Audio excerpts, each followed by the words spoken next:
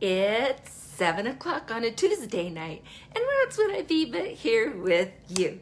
DJ Stutz here with Little Hearts Academy USA and Imperfect Heroes podcast, and it's so much fun. I just finished our second day of our Living in Gratitude challenge, and it's been wonderful. It's been more than I expected, and I'm so grateful for everyone who is participating. If you want to get in on this, you can. You just need to go to www.littleheartsacademyusa.com, and you just go down a little bit, you'll see the 5 days challenge of living in gratitude, and you can just register there.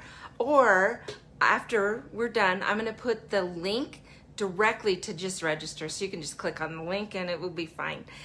When you register, you will get a morning email with our goals for that day, with the gratitude challenge. And then also everyone who actually registers, so I have some people who have just gone to the group, the Facebook group, and that's fine. You can do that too. But everyone who registers will just click a button and you will be able to sign up for a free 50-minute one-on-one consultation with me, and we will talk about your parenting and some of the challenges you're facing with your wonderful kiddos and some of the things that we can do to maybe help you out. And so you'll get that free 50-minute. Now, I usually charge $100 for that. So to get it for free is something pretty exciting. And it's the first time I've ever done it for free. So we'll see how that goes. I've already got people signing up for it. And so I'm excited, and I'm excited to be able to connect and to get those things done. It's really inspiring to me. So that being said, our episode, and it's episode 72, is, what do you think it's about? Gratitude, right? We've got this whole thing going on, right? We're getting ready to start with the holidays, and what a great time of year to be able to reconnect with those emotions and those feelings. This time of year is when most service takes place, when we reconnect with the people that we love and the things that we're grateful for. And so I want you to really think about how we can make that a part of our lives. And so maybe we're going to keep a gratitude journal or a joy journal. I call mine a joy journal. And I will tell you that changing to a life of gratitude saved my family, saved my marriage, and we're 44 years. I married very young. And so I have, marriage is hard. And it can be, especially when you've got a super extroverted person and a super equally introverted person who just caught my eye, and there was so much good about him, and there still is. But along the way, it's very easy to lose sight of all of the amazing things that he was doing in my life. I was just so burdened down with problems and issues and, work and finances. And then the adoption was a difficult thing for us to go to. And so, here we are. But when I got to really start focusing on the things that I was grateful for, my personality changed, my outlook changed, my level of happiness changed, and I was able to see more of what I was thankful for, not just with my husband, although that was a big part of it, but it was also with my kids and with my job and trying to get things done in the house, and how people showed more kindness to me than I ever realized. How much do we take for granted when we're not really concentrating on living in gratitude. So, am I really good at this? Nah. I'm better at it. And I think that this is something that I am going to be working on it as long as I'm taking breath, right? I know that we're in the middle of building a home and we were hoping to get in by Halloween. Nope. We were hoping to get in by Thanksgiving.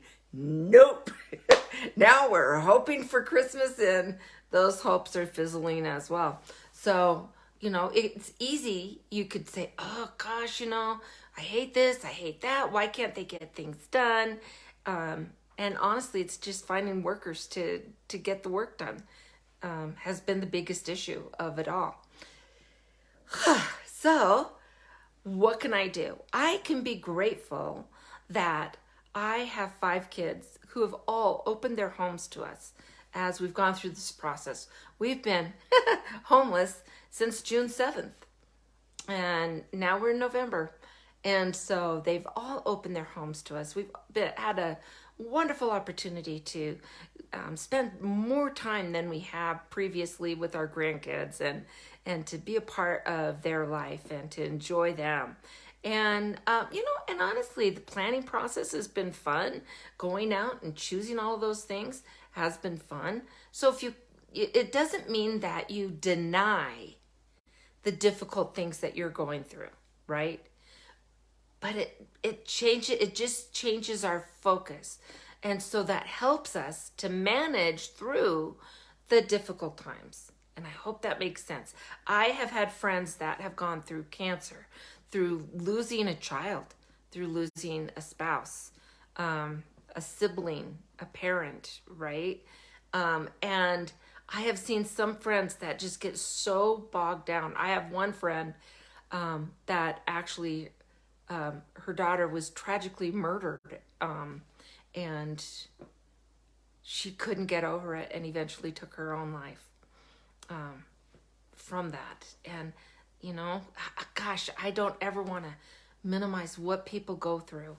But if we can look and see how others are reaching out to us, how, look for those positive things in our life, that whether there's food in the cupboard, maybe, or maybe that the lights are on, right?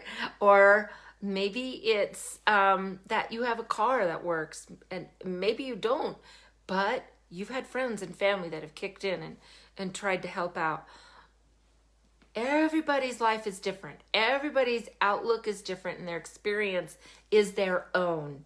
And I would never want to minimize the difficult things that people go through. But I do believe with all my heart that if you can look for goodness, and I don't want to even say the positive, although I have had friends who've survived cancer and they've said, you know what, I learned so much about myself, about my faith, about my family, that I'm actually grateful for the chance to go through that.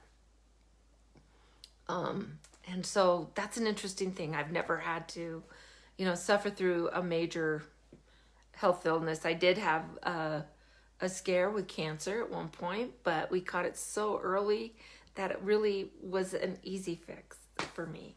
And so how fortunate am I for that, and that experience. So I want you to think about, the things and the experiences that you've had in your life that you are grateful for. And then to think about the people, and think about the people who get missed. One of the things we talked about in the live today, and in fact, I'm in the middle of trying to post it on YouTube, on my YouTube channel, Little Hearts Academy USA. Surprise. But I'm getting that up on YouTube. But we talked about the people that you don't even think about that you can be grateful for. And so there's a book series that I purchased, and I'll read it with my grandkids and stuff. It's probably for kids 7, 8 and older. But as I've read them, I've learned things, and it's about civics and how things work. And I think there's like 20 books in the series. They're very short, very small books. And it's called The Tuttle Twins. There's one in there, it's my favorite one, and it's about the pencil. and how the kids all go on a field trip to this pencil factory. But you think about, this is how you make a pencil. Well, first, you've got to get the lumber there to make the wood, things. And so there's lumberjacks, and then there's the truck drivers, and then there's the people who mill the pencils and get the hole in the middle so you can put the graphite. We don't use lead anymore, which is a good thing. But think of all of the people that go into that. When you buy a gallon of milk, do you think about all of the farmers who take care of the cattle and have to milk them? I mean, that's a huge process. It's an amazing, tough job. Or maybe, trucking the milk to a facility where it's pasteurized or not, whether they take out the fat and it's 2% or no fat or vitamin D or, whole milk. All of those options are there. Who does all of that? And we'll never see them. We don't know. I mean, rarely. I know there was a point in my life where I knew a couple of dairy farmers. But, that was even just that part of it. There's so much more. Who makes the plastic bottles? Who makes the lids? Who gets them on there in those little, things that's the little circles that are left when you take the lid off, and the labels. And I mean, there's so much that goes into everything that we use and do. And so do we stop and think about that as we're eating, as we're putting on our clothes, as we're using detergent to wash our clothes? What goes into all of that? And who are the people that make this thing that makes my life so easy? What makes it possible? So anyway, there we are. And I have as my guest this week, her name is Wanda Luthman, and she's a multi-award-winning children's author. And her series of books is about values and teaching kids values through stories. And what a great way to do that. And so the value that we talked about was that of gratitude. And Wanda just had some great insight and some things that we can do with our kids. It was a fun conversation. And so I hope that you'll listen in. It's episode 72. It's the newest one right now. And next week, it's been a while since I've done this. It's an episode with just me. I don't have a guest. I booked this in advance. I do this once a year. And I might do solo episodes there, but this topic, I only do once a year. And I do it every year. It's very important to me. So next week, you'll have to watch for that. That'll be episode 73. But so please join in with our gratitude. Check out the YouTube channel, or join the gratitude page. It's from my Little Hearts Academy page, and it's the Living in Gratitude group. So you can do that too. If you're interested and you can't find it, don't worry. Just message me or IM me or whatever it is, and you'll be able to, I'll help you get it on. So no worries. All right, so until next week, let's find joy in parenting. See you, bye.